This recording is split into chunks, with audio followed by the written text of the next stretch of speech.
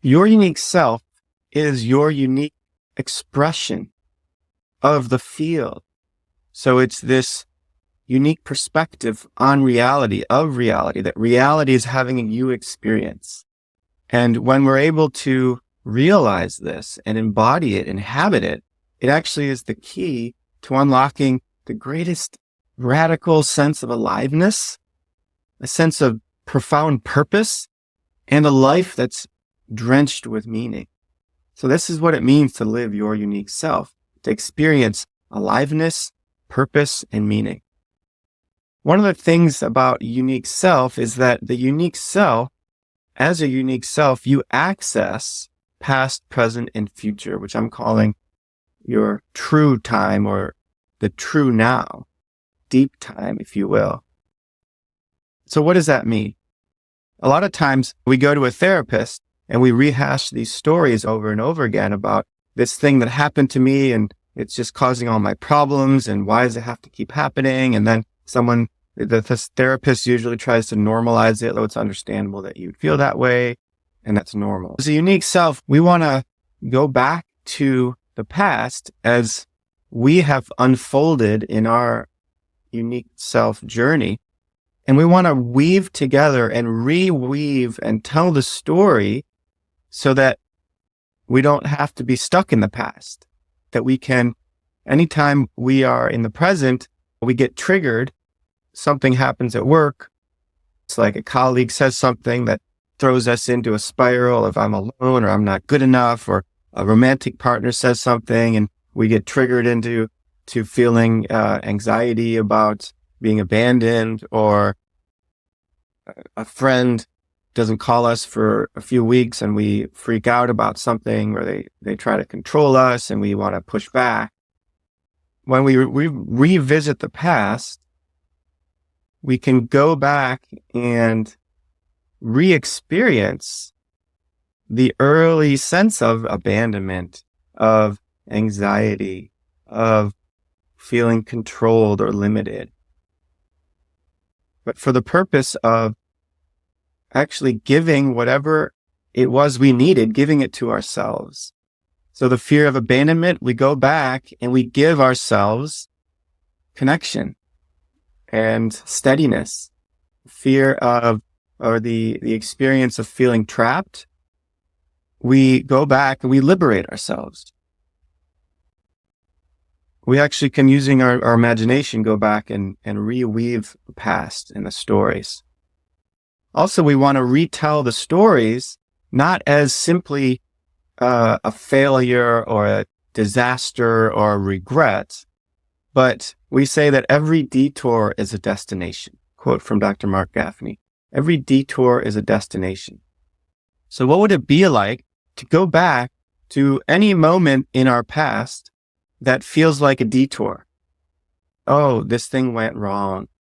And instead we look at it from the perspective of, what if that detour actually was absolutely necessary for creating our greatness, our uniqueness, for giving us the lessons that we've needed to learn, the challenges that compelled us to grow, the wisdom that we needed to discover to really live fully in our lives.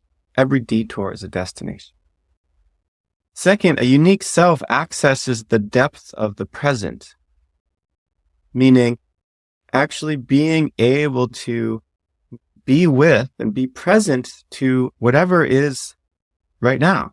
Just noticing the sensations, the feelings, the thoughts that arise, the observations that we're observing, and just every moment from a moment to moment place, without an agenda, without having to do anything or fix or change, just being radically present to what is.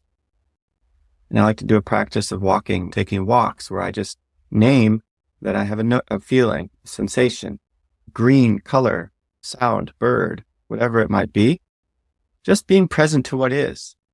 And of course, the most direct way to do that is through meditation. But there's countless ways to do that.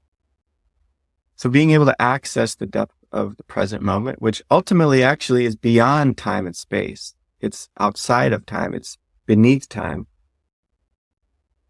And third, we access, as our unique self, we access the call of the future. We access this evolutionary trajectory of our lives, where we have a unique set of gifts, a unique set of desires, allurements, a unique way of becoming that is moving us toward a unique set of needs in our circle. So there's a calling. It's actually, in complexity theory, they call it the strange attractor, where it seems like chaotic from a local level, but if you zoom out, there's a direction. I'm being called towards something. And it may not be a specific job or specific activity, but there's a quality of being and becoming that I'm being called towards. And being able to access the past, the depth of the present, and the call of the future, and weave them together into this deep time or this true present is what it means to live as a unique self. And one of the primary practices that we do in order to access this is called the self-alchemy practice. And what it is, basically, any given moment when we're contracted, what we do is we stop, we experience the contraction, and we stop and we notice the sensations, the feelings, the thoughts. And we ask ourselves, what do I care about? Because all these contractions are oftentimes from some past iteration of something that happened. And we bring in presence and compassion to whatever the contraction is. We ask, what do I care about right now? And what usually happens is it unwinds the contraction, deconstructs it, if you will. And when we deconstruct or unwind the contraction, it loosens, it softens. And what it does is that it reveals the spaciousness of the present moment. It's spacious. The depth of the present moment. And we rest in place, placeless place, if you will. And from there, we ask a question, and that's the call of the future question. And the question is, what does reality need right now? Conversely, or alternatively, we can ask, what do I deeply desire? Because they're a flip side of the same coin. What do I deeply desire is what the reality needs of me right now. And then we step into whatever that is. And from that place, we can trust that we're stepping in the right place. So my wish is that you can sense which of these three domains is needing your attention right now. And what do I tend to privilege or prioritize? Do I tend to always be looking at the future? Always, what's possible? What's next? And I actually never stop to look at in what ways I'm being driven by automatic unconscious patterns from the past. Or am I always talking about these stories from the past and I can't just let them go and be in the present? Or maybe I'm always in the present and I avoid the past and the future. And I used to do this in college. I was so able to access the present. I was in such a deep meditative process all the time that any discomfort, I could just shift into the present. And I remember being late for my graduation ceremony where I was giving a speech.